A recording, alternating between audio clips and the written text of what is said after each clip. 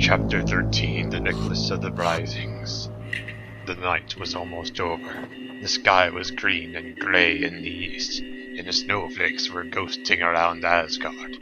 Loki, and only Loki, saw Freya leave Suslemnir. Her cat slept undisturbed by the hearth.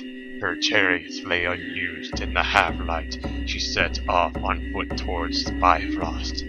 Then the sly one's mind was riddled with curiosity. He wrapped his cloak around him and followed her. The goddess seemed not to walk so much as drift over the ground.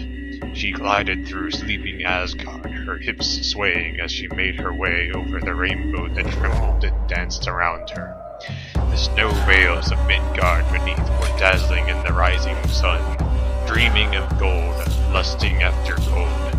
Freya crossed a barren plain, and Loki hurried behind her. She picked her way across a twisting river, silenced by ice. She passed the base of a great glacier, chopped and bluish and dangerous, and at the end of the short hours of daylight, she came to a group of huge rounded boulders, jostling under the shoulder of an overhanging cliff.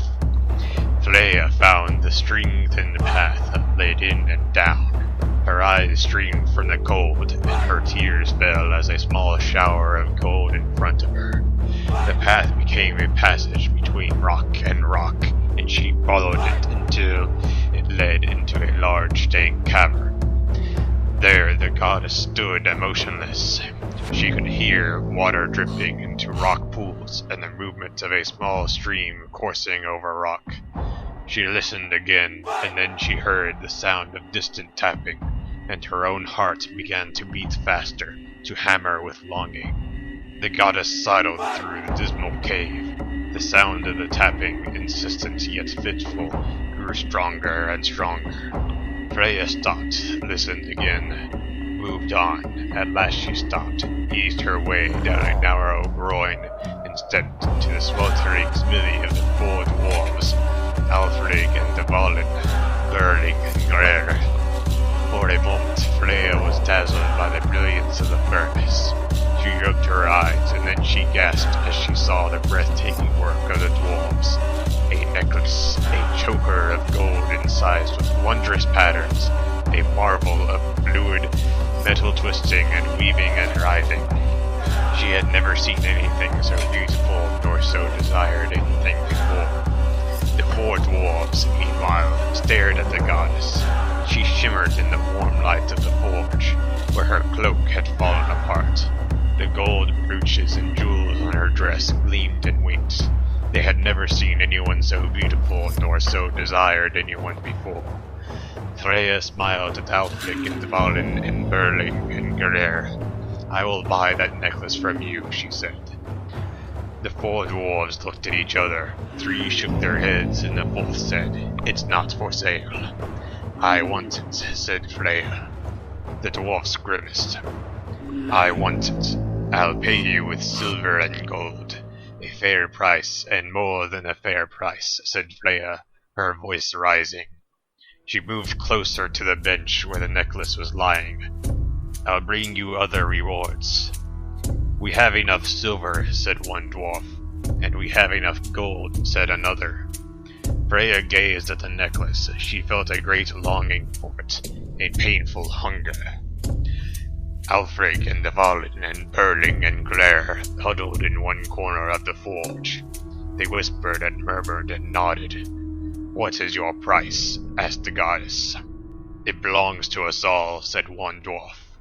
"So what each has must be had by the others," and the second, leering. "There's only one price," said the third. "That will satisfy us." The fourth dwarf looked at Freya. "You," he said. The goddess flushed, and her breasts began to rise and fall. "Only if you will lie one night with each of us will this necklace ever lie around your throats," said the dwarfs. Freya's distaste for the dwarves, their ugly faces, their pale noses, their misshapen bodies, and their small, greedy eyes was great. But her desire for the necklace was greater. 4 nights were but 4 nights. The glorious necklace would adorn her for all time. The walls of the forge were red and flickering. The dwarf's eyes were motionless. "As you wish," murmured Freya shamelessly. "As you wish. I am in your hands." 4 days passed, 4 nights passed. Freya kept her part of the bargain. Then the dwarves too kept their word. They presented the necklace to Freya, and jostled her and fastened it around her throats.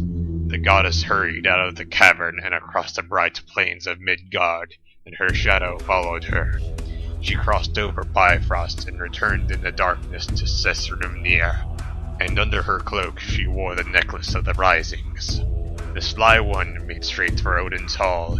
He found the terrible one, the father of battle, sitting alone in the palace skelf. His ravens perched on his shoulders, and his 2 wolves lay beside him. "Well," said Odin. Loki smirked. "I can read your face." "Ah," interrupted Loki, his eyes gleaming wickedly. "But did you see hers?" "Whose?" said Odin. "Did it escape you? Didn't you see it all from Hludskjalf?" "What?" insisted Odin. "Where were you, Odin, when the goddess you love, the goddess you lust after, slept with 4 dwarves?" "Enough!" shouted Odin. Loki ignored him altogether, and Odin was possessed with such jealousy that he found it impossible not to listen. With unfeigned delight at shaming Freya and angering Odin at the same time, Loki launched into his story. He left out nothing, and he saw no need to add anything. "Get that necklace for me," said Odin coldly, when Loki had at last brought Freya home to Asgard. Loki smiled and shook his head. "You do nothing that is not vile," cried Odin.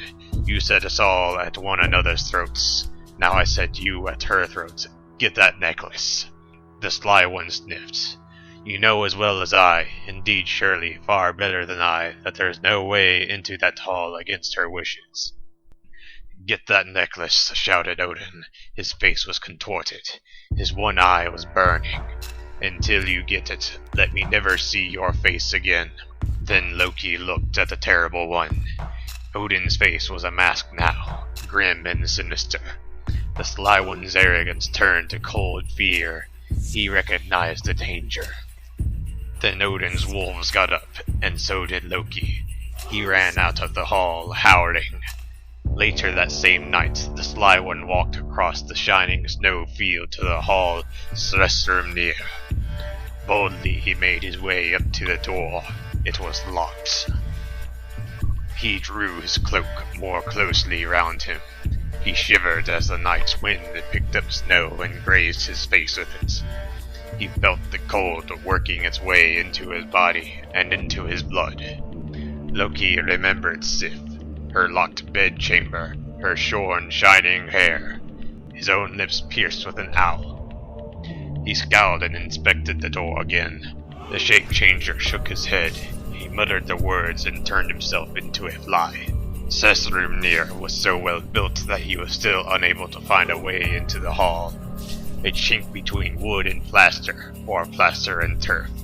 He buzzed around the keyhole, but that was no good. He examined the top and bottom of the door, and they were no good. He flew up to the eaves, and they were no good. Then he flitted to one gable end, and there, at the top, right under the roof, he found an opening a little larger than a needle's eye. Loki, the shape-changer, squirmed and wriggled his way through. He was at large and inside Sessrumnir. After making sure that Freya's daughters and serving maids were asleep, he flew to Freya's bedside, but the sleeping goddess was wearing the necklace, and its clasp lay under her neck. It was out of sight and out of reach.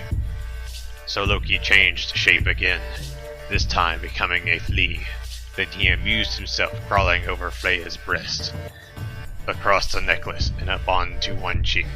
There he sat down. He gathered his strength, and stung her pale skin. Freya started. She moaned and turned onto her side, and settled again. But now the clasp of the necklace was exposed, just as the shape-changer had intended. As soon as he was certain that Freya was sleeping soundly once more, Loki resumed his own form. He looked swiftly around, and then with light fingers released the clasp and gently drew the necklace from Freya's throat. No thief in the 9 worlds was as nimble and skillful as he. With no movement that was not necessary and without making a sound, he stole to the hall doors, slid back the bolts and turned the lock, and disappeared into the night. Freya did not wake until morning, and as soon as she opened her eyes, she put her fingers to her throat. She felt the back of her neck. The goddess looked around her. She leaped up, and her face colored in anger. When she saw the doors of Sessrimnir were open and had not been forced, she knew that only Loki could have entered the hall, and knew that not even he would have risked such an undertaking and such a threat unless Odin himself had sanctioned it. What she did not know and could not fathom was how her secret, her greed and her guilt and her gain, had been discovered. Freya hurried to Valaskjalf and confronted Odin. "Where is that necklace?" she demanded. "You've debased yourself if you've had any part in this." Odin scowled at Freya. "Who are you," he said, "to speak of debasement? You brought shame on yourself and shame on the gods. Out of nothing but sheer greed, you sold your body to 4 foul dwarves." "Where is my necklace?" repeated Freya. She stormed at Odin, his rigid arm, and pressed herself against him. She wept showers of gold. "You'll never see it again," said the terrible one, father of battle, "unless you agree to one condition. There is only one thing that will satisfy me." Freya looked at Odin quickly, and whatever it was that passed through her mind, she bit her tongue. "You must stir up hatred. You must stir up war. Find 2 kings in Midgard and set them at each other's throats. Ensure that they meet only on the battlefield, each of them supported by 20 vassal kings." The father of battle looked grimly at the goddess. "And you must use such charms as give new life to corpses. As soon as each warrior is chopped down, bathed in blood, he must stand up unharmed and fight again." Freya stared at Odin. "Those are my conditions. Whether they wish it or not, let men rip one another to pieces." Freya inclined her head. "Then give me my necklace," she said.